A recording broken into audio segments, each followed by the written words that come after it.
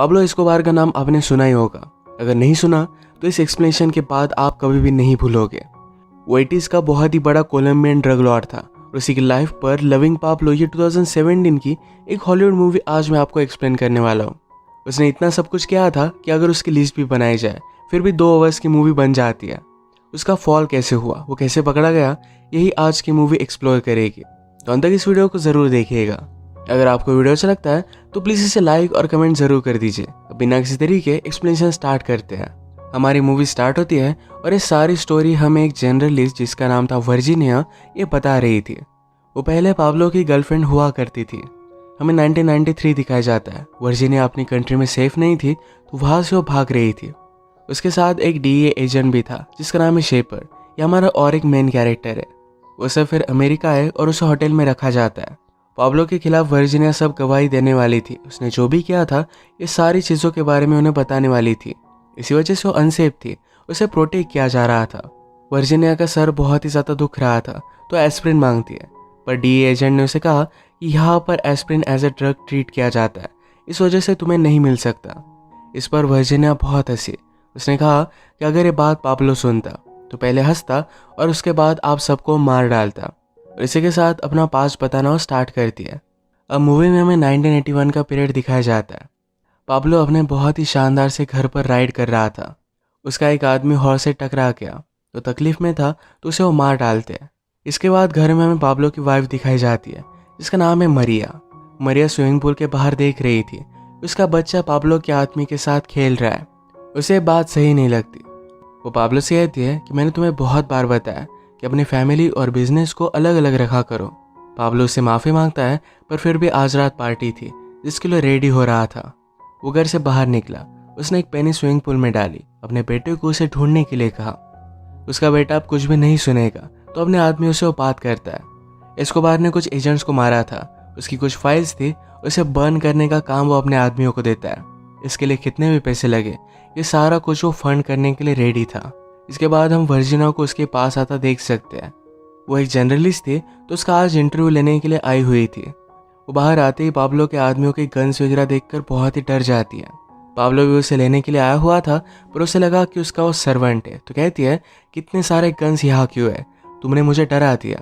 इस तरीके से किसी को भी वेलकम नहीं करते। पाब्लो ने कहा कि एनिमल्स के लिए है। घर जाते वक्त सारे एरिया की उन्हें इन्फॉर्मेशन देता है। रात में पाब्लो की शानदार पार्टी वर्जीनिया ने अटेंड की।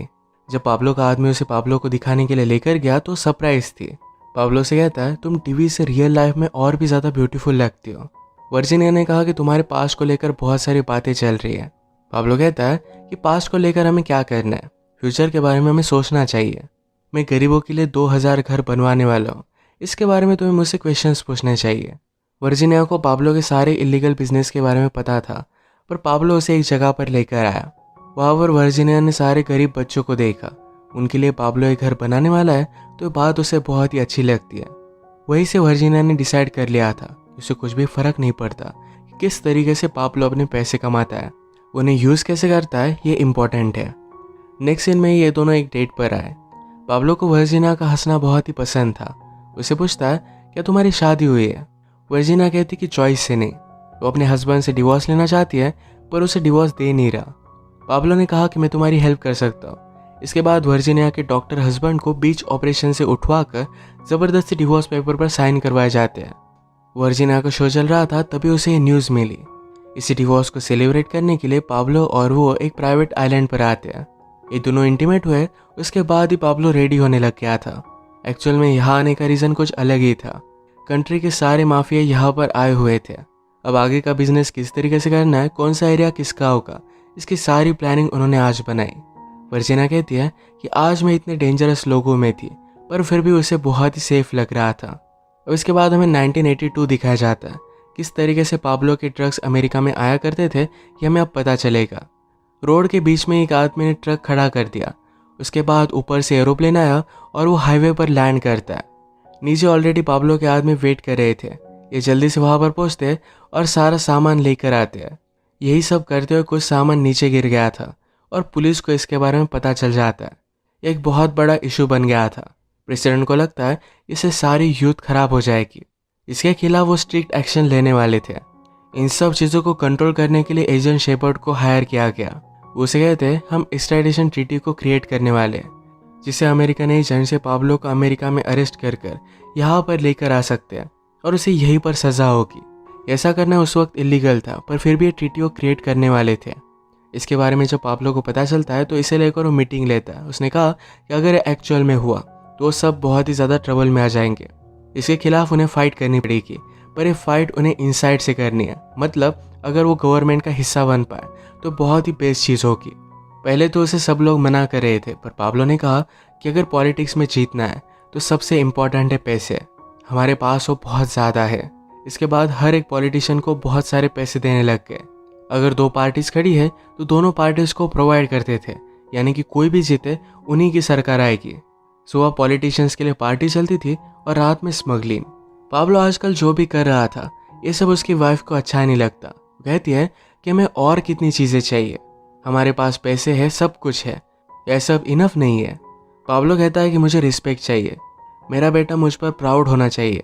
पाब्लो की वाइफ नाराज़ थी क्योंकि उसे पाब्लो और वर्जीनिया के बारे में पता चल गया था। पाब्लो से प्रॉमिस करता है कि वर्जीनिया के साथ वो कोई भी रिलेशनशिप नहीं रखेगा। उसका सरासर झूठ था। इसके बाद पाब्लो बहुत ही अच्छे से इलेक्शन लड़ा। उसे एज ए गवर्नमेंट रिप्रेजेंटेटिव चुना जाता है। वो जब फर्स्ट टाइम असेंबली में आया तो बिना टाई के आया था, तो इस बात पर उसे रोक लिया जाता है। वर्जीनिया कहती कि यही हमारी कंट्री है जहाँ पर लोग क्या करते हैं इससे कोई भी फर्क नहीं पड़ता, उन्होंने टाई पहना है या नहीं ये ज़्यादा मैटर करता है। नेक्स्ट सीन में पाब्लो वर्जीनिया का बैग पैसों से भर रहा था। वर्जीनिया को लगा कि पाब्लो से पैसे स्मगल करने के लिए कह रहा है, पर पाब्लो से कहता है कि ये सारा तुम्हारे लिए गिफ्ट है। वो इस बात से बहुत ही खुश हो गई थी। अब 1983 आ गया था। उसने अपनी लाइफस्टाइल को मेंटेन किया था और पाब्लो उसके लिए बहुत अच्छे अच्छे गिफ्ट्स ला कर देता। एक दिन पाब्लो अपने बेटे को ड्रग्स दिखाकर कहता है कभी भी इन्हें ट्राई मत करना, कोई तुम्हें कितना भी फोर्स करे पर तुम कभी भी इसे टच मत करना, हम सिर्फ इसे सेल करते हैं। एक दिन वर्जीनिया से मिलने के लिए एजेंट शेपर्ड पहुंचता है। उसे पाब्लो के ऑपरेशन के बारे में बताने के लिए कह रहा था, पर वर्जीनिया उसे कुछ भी बताएगी नहीं। उसे कहती है तुम्हारी गवर्नमेंट इस इशू में इसलिए इंटरेस्ट ले रही है कि तुम्हारी कंट्री से सारा पैसा हमारी कंट्री में आ रहा है। तुम्हारी कंट्री में बाकी माफिया भी है, उसमें गवर्नमेंट को कोई भी इंटरेस्ट नहीं। वो फिर वहाँ से चली गई। वर्जीनिया फिर से पाब्लो से मिलने के लिए आई हुई थी, पर आज पाब्लो फिर से असेंबली में गया हुआ है। उसे अभी अभी जो पोस्ट मिली थी इसी को लेकर एक मिनिस्टर ने उसे रिव्यू पर डाला हुआ था। उसका सीट उससे छीन लिया जा सकता है। मिनिस्टर ने सब लोगों से कहा कि हमें पता है कि पाब्लो अपने पैसे कैसे कमाता है, उसे हम हमारी कंट्री को रिप्रेजेंट करने नहीं दे सकते। पाब्लो ने सबसे कहा कि मेरे खिलाफ किसी के पास भी सबूत नहीं है। इसके ऑपोजिट में मिनिस्टर को कैंपेन के लिए कैसे पैसे मिले, उसे किस किस ने फंड किया था, इसके बारे में पूरी इन्फॉर्मेशन मेरे पास है। मिनिस्टर पाब्लो की सारी बातों का मजाक उड़ाता है। पाब्लो की बदनामी देखकर मारियो को बात अच्छी नहीं लगती। उसे कहती कि रिजाइन कर दो और तुम कितना बर्बाद हो गए। मारियो कहती कि मैं प्रेग्नेंट हूँ, मेरी बेटी को कुछ भी तकलीफ नहीं होनी चाहिए। पाब्लो कहता है कि सब कुछ ठीक हो जाएगा, तुम्हारी बेटी को कुछ भी नहीं होगा। रात में अचानक से एक प्रॉब्लम आ गया। पाब्लो ने 2 पुलिस ऑफिसर को मारा था, इसकी फाइल बाहर निकल आई थी और इसी के बारे में पेपर में लिखा गया था। इस न्यूज़पेपर के बारे में किसी को भी पता नहीं चलना चाहिए, इसलिए पाब्लो ने अपने आदमियों को कहकर ज़्यादा पैसे देकर इस सारे न्यूज़पेपर को खरीदने के लिए कहा। जब ये पेपर डिस्ट्रीब्यूट हो रहे थे तभी पाब्लो के आदमियों की गाड़ी पीछे रहती थी। इन्होंने सारे पेपर्स उठा लिए थे, पर फिर भी यह न्यूज़ दबी नहीं रही। न्यूज़पेपर उठाने का एक आदमी ने सही से काम नहीं किया था तो उसे वो मार डालते हैं। पाब्लो को जो मिनिस्टर ऑपोजिशन दे रहा था, सब लोगों के साथ मिलकर पाब्लो उसे मारने का प्लान बनाता है। एक रात जब पाब्लो और वर्जीनिया डिनर कर रहे थे तो उसे वो गिफ्ट देता है। वर्जीनिया ने ओपन किया तो इसमें गन थी। वो बहुत ही ज़्यादा डर जाती है। वो कहती कि मुझे ये सब चीज़ें नहीं चाहिए। पाब्लो ने कहा कि ये तुम्हारी सेफ्टी के लिए है, मैं अब जो भी करने वाला हूँ इसके बाद बहुत सारे लोग तुम्हारे दुश्मन बन सकते हैं। वो तुम्हें पकड़ने के बाद टॉर्चर करेंगे, इससे अच्छा ये होगा कि अगर तुम्हें वो दिखे इसके बाद ही तुम अपने आप को गोली मार लेना। वर्जीनिया इस बात से बहुत ही ज़्यादा डिस्टर्ब हो गई थी। पाब्लो जब उसे नेकलेस देता था तो उससे उसे कुछ भी प्रॉब्लम नहीं था।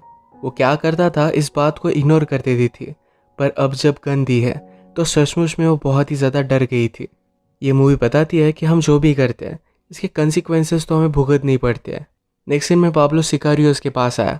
यहाँ पर यंग लड़कों को पाब्लो के लिए काम करने के लिए रेडी किया जाता था। उन्हें इतने पैसे दिए जाते थे कि वो पाब्लो के लिए मरने के लिए और मारने के लिए रेडी थे। अब इन्हें ही कॉन्ट्रैक्ट दिया जाता है और ये जाकर मिनिस्टर को मार कर आते हैं। ये एक बहुत ही बड़ी न्यूज़ बन गई थी। पाब्लो का कंट्री में रहना मुश्किल हो गया था।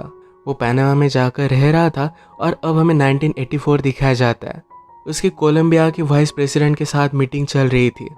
वो डील कर रहे थे कि गवर्नमेंट एक्सट्रेडिशन ट्रीटी को अलाउ ना करे, जिसे पाब्लो को अमेरिका में लेके जाकर वहाँ पर ट्रायल दिया जा सकता है। अगर गवर्नमेंट अप्रूव नहीं करती तो पाब्लो गवर्नमेंट को बहुत सारे पैसे देने वाला था। पूरी कंट्री का लोन वो चुकाने वाला है।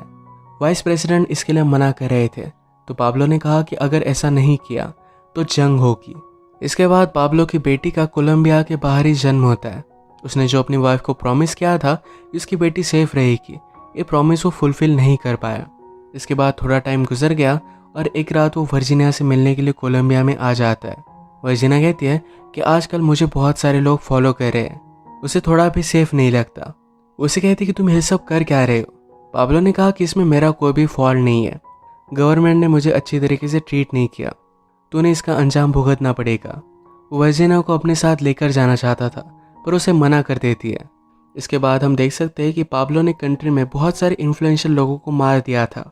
पाब्लो को मारने के लिए इनाम लगाया गया था, तो पाब्लो ने भी पुलिस के ऊपर इनाम रखा। जो भी पुलिस को मारेगा उसे वो बहुत सारे पैसे देने वाला था। जैसे पुलिस के रैंक हो वैसे और भी ज़्यादा वो पैसे देने वाला है। इसके बाद पुलिस कहीं भी किसी भी स्ट्रीट पर हो, लोग उन्हें मारने लग गए। कंट्री में सब लोग बहुत ही ज़्यादा डर गए थे। पुलिस ने भी इन सब बातों को बहुत ही सीरियसली लिया। उन्होंने भी पाब्लो के लिए काम करने वाले बहुत सारे यंगस्टर्स को मार दिया था।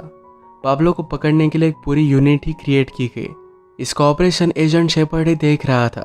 पाब्लो की लोकेशन ट्रैक करने के लिए एक पूरा यूनिट था, पर लोकल लोग कॉल कर कर पाब्लो की अलग अलग लोकेशन बताया करते थे, यानी कि वो कभी भी उसे ढूंढ ना पाए। एक दिन वर्जीनिया को उसके न्यूज़ चैनल से निकाल दिया जाता है क्योंकि वो पाब्लो के साथ है। उसके बॉस को धमकी देकर जाती है कि पाब्लो सारे ऑफिस को उड़ा देगा। वो जब नीचे आई तो एजेंट शेपर्ड फिर से उसे मिलता है। वर्जीनिया से बात करने के बाद उसे पता चला कि उसका जॉब चला गया है। तो शेपर्ड उसे कहता है कि अब तुम्हारे पास कोई भी ऑप्शन नहीं है, तुम्हें कहीं भी और जॉब नहीं मिलेगा। हमारे साथ कोऑपरेट करो और पाब्लो के बारे में हमें सब कुछ बता दो, हम तुम्हें प्रोटेक्ट करेंगे।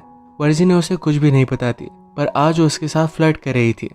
ये सब कुछ पाब्लो के आदमी जो उन पर नजर रख रहे थे ये देख लेते हैं। इसके बाद वर्जीनिया ने पाब्लो को बहुत ही गुस्से में कॉल किया, उससे वो ब्रेकअप कर लेती है। पाब्लो आजकल जंगल में छुप रहा था, वहाँ पर उसके लिए लोकल लड़कियाँ भी सप्लाई की जाती थी। उसमें से एक लड़की ने पाब्लो की लोकेशन बता दी और उस पर हमला कर दिया जाता है। उन्हें पकड़ने के लिए हेलीकॉप्टर्स वगैरह आए हुए थे। वो हेलीकॉप्टर्स पर पंछी छोड़ देते हैं और उस वजह से वो क्रैश हो गया। पाब्लो के जो भी मेन आदमी थे इन सबको एक एक कर मार दिया जाता है। पाब्लो ने भी एक रेडियो स्टेशन को यूज कर पूरी कंट्री को धमकी थी। आरजे उसे पूछता है कि क्या तुम सचमुच में पाब्लो हो। तो पाब्लो ने कहा कि मैं बात कंफर्म कर सकता हूँ, आज रात तुम्हारे स्टेशन और तुम्हारी फैमिली को सबको मैं उड़ा दूंगा। आरजे भी उसे बहुत डर गया था। इसके बाद पाब्लो ने कंट्री में हर जगह पर बॉम्ब स्फोट किए। पहले तो लोग उस पर गुस्सा थे, उसे पकड़ना चाहते थे, पर फिर पाब्लो ने और भी ज़्यादा बॉम्ब स्फोट किया। फिर सारी कंट्री डर गई थी। वो गवर्नमेंट को कहने लग गए कि उसे जो चाहिए वो दे दीजिए। इसके बाद गवर्नमेंट और पाब्लो के बीच में डील होती है। गवर्नमेंट एक्सट्रेडिशन ट्रीटी को अप्रूव नहीं करती और इसके बदले में पाब्लो को इसी कंट्री के एक जेल में रहना पड़ेगा। पाब्लो की इसमें और एक कंडीशन थी कि इस जेल का अंदर का सारा सप्लाई वो खुद करेगा। ये जेल उन्होंने एक 5 स्टार होटल की तरह ही बनवाई हुई थी। अपना सारा ड्रग्स का ऑपरेशन यहीं से अब वो मैनेज करता था। गवर्नमेंट को भी इससे कोई भी प्रॉब्लम नहीं था। उसे अगर फुटबॉल खेलना होता तो प्रोफेशनल टीम उसके पास आ जाती और तब तक गेम चलता जब तक वो जीत नहीं जाता। उसके लिए लड़कियां मंगवाई जाती। संडे को उसकी फैमिली उसे मिलने के लिए आया करती थी। एक दिन उसकी बेटी उसे पूछती है, आप हमारे साथ घर पर क्यों नहीं रहते। मदर बहुत रोती है। फादर कहते कि ये मेरा कैसल है, यहाँ से मैं काम करता हूँ, मैं जब चाहे बाहर जा सकता हूँ। क्या तुम्हें आइसक्रीम खाना है, चलो हम आइसक्रीम लेने के लिए चलते हैं। वो अपनी बेटी को लेकर बाहर जाने लगा। गार्ड भी उसे डर कर बाहर जाने के लिए अलाउ कर रहा था, पर बाद में सारे पुलिस उसे अपोज करते हैं। इस बात से उसे बहुत बुरा लगा था। वर्जीनिया के जॉब के जाने के बाद उसे अपना घर भी सेल करना पड़ता है। वो फर्स्ट लेडी के घर में रह रही थी, पर वहीं पर भी वो सेफ नहीं थी। वो फिर पाब्लो को उसके जेल में मिलने के लिए आती है। उसे कहती कि प्लीज़ मुझे हेल्प करो, मुझे यहाँ से निकल जाना है। वो कुछ पैसे मांग रही थी। पाब्लो ने कहा कि मेरे पास कोई भी पैसे नहीं है, मैं तुम्हें हेल्प नहीं कर सकता। उसने वर्जीनिया को उसके साथ चलने के लिए कहा था, पर वर्जीनिया ने उसे मना किया। इस वजह से वो गुस्सा है। वर्जीनिया कहती कि मुझे बहुत सारी चीज़ें पता है, अगर मैं बताना स्टार्ट करूँ तो तुम बहुत ही ज़्यादा ट्रबल में आ जाओगे। पर बाद में पाब्लो को देखकर वो खुद ही डर गई। वो रोने लग गई। कहती है, मैं किसी को कुछ भी नहीं बताऊंगी, प्लीज़ मुझे ज़िंदा रहने दो। एक दिन पाब्लो की अपने पार्टनर के साथ मीटिंग चल रही थी। पाब्लो को उसके बिजनेस का जो भी कट मिलता था उससे ज़्यादा अब वो पाना चाहता था। उसके पार्टनर्स इस बात से उसे मना करते हैं। पाब्लो का शक था कि शायद ऑपोजिट गैंग के साथ वो काम करे, इसलिए उन्हें वो मार डालता है। गवर्नमेंट को जब पता चला कि पाब्लो ने जेल में रहकर किसी का मर्डर किया है तो ये बात बहुत ही बड़ा इशू बन गई। वो पाब्लो को पकड़ने के लिए आ रहे थे पर पाब्लो पहले ही वहाँ से भाग गया। पाब्लो और उसके आदमी खुद को डाउट कर रहे थे, क्या उसने सबसे बड़ी गलती तो नहीं कर दी। गवर्नमेंट खुद पाब्लो के आदमियों को उसके खिलाफ यूज़ करने लग गई। पाब्लो के जो आदमी जेल में थे उन्हें गवर्नमेंट ने पाब्लो को मारने के लिए हायर कर लिया। इसके बाद पाब्लो के सारे आदमियों को एक एक कर वो मारने लग गए। सब लोग उसके खिलाफ हो गए थे। एक दिन वर्जीनिया पर भी हमला हुआ। उस पर लोग गोली चला रहे थे पर बुलेट प्रूफ ग्लास की वजह से वो बच जाती है। पाब्लो की जिंदगी पुलिस से भागते भागते गुजर रही थी। कोई भी सेफ नहीं था। ये बात उसकी वाइफ को सही नहीं लगती। इसके बारे में बात करते हुए पाब्लो ने कहा कि तुम सब लोग अब कंट्री से बाहर चले जाओ, यहाँ पर मैं हैंडल कर लूँगा। जब ये बात वर्जीनिया को पता चली कि पाब्लो की फैमिली इस कंट्री से दूर जा रही है तो डायरेक्टली वो शेपर्ड से मिलने के लिए आती है। उसने कहा कि अगर पाब्लो की फैमिली चली गई तो सब लोग बहुत ही ज़्यादा ट्रबल में आ जाएंगे। तुम्हें उन्हें जाने नहीं देना चाहिए, उन्हें यहीं पर रोक लो। पाब्लो जब उन्हें कांटेक्ट करने की कोशिश करेगा तब तुम लोग उन्हें पकड़ सकते हो। यही चीज़ फिर शेपर्ड ने की। पाब्लो की वाइफ और बच्चों को जाने नहीं देते, हॉस्टेज कर कर उन्होंने उन्हें रखा हुआ था। पाब्लो जब उन्हें कांटेक्ट करने की कोशिश करता है तो सारी बातें उनके वो सुन रहे थे। पाब्लो को जब ये बात रियलाइज़ हुई तो उन्हें वो बहुत गालियाँ देता है। फ़ोन ट्रैक करने से पहले ही 2 मिनट के अंदर उसने फ़ोन रख दिया, यानी कि उसकी लोकेशन वो ट्रैक नहीं कर पाए। एक दिन पाब्लो से रहा नहीं जाता, वो अपने बेटे को कॉल कर देता है। नीचे स्ट्रीट्स में पुलिस की गाड़ी ऑलरेडी घूम रही थी। उसकी अप्रॉक्सीमेट लोकेशन उन्हें पता चलने लग गए तो वहीं पर वो घूमने लग गए। लकीली एक पुलिस पाब्लो को खिड़की में देख लेता है। वो जल्दी से उसके रूम में पहुंच गए और वहीं पर उसे मार डालते हैं। वर्जीनिया ने जो भी किया ये सब पाब्लो के खिलाफ उसका बदला था। मूवी के लास्ट में जज के पाब्लो के खिलाफ सब कुछ गवाही देने वाली थी। वो शेपर्ड से बात करते हुए कहती है कि पाब्लो से वो प्यार करती थी पर वो जो भी करता था इन सब चीज़ों को हेट करती थी। गलत चीज़ों का अंजाम बुरा ही होता है। इसका ये मूवी परफेक्ट एग्जाम्पल है। तो इसी के साथ आज का वीडियो हम ख़त्म करते हैं। अगर आपको एक्सप्लेनेशन अच्छा लगा तो प्लीज़ इसे लाइक और कमेंट ज़रूर कर दीजिएगा। बहुत सारी मूवीज़ लेकर आता रहता हूँ तो प्लीज़ इस चैनल को सब्सक्राइब कर दीजिए और बेल नोटिफिकेशन आइकॉन दबाना मत भूलिएगा। हम फिर से मिलेंगे और एक नई मूवी के साथ। तब तक के लिए थैंक यू और आप अपने आप का ख्याल रखिए।